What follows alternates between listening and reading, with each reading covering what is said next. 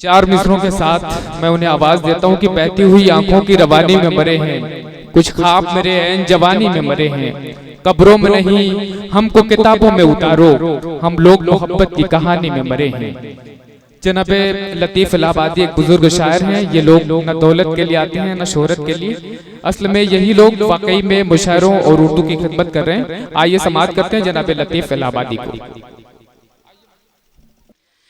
जादू तेरी निगाह का दुनिया पे चल गया, बदली तेरी नजर तो जमाना बदल गया, बदली तेरी नजर तो जमाना बदल गया।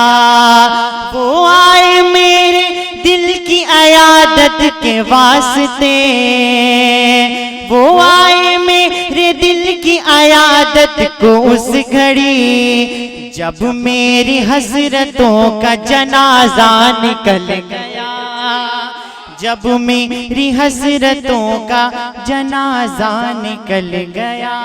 और एक मतला और पेश करता हूँ, समाअत फरमाएं।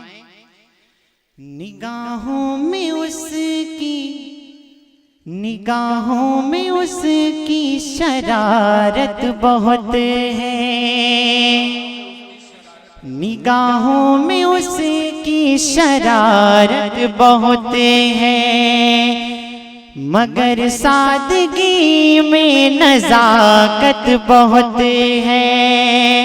वो लाखों में है एक मेरी नजर में, वो लाखों में है एक मेरी नजर में, मेरी आरज़ू खूबसूरत बहुत है।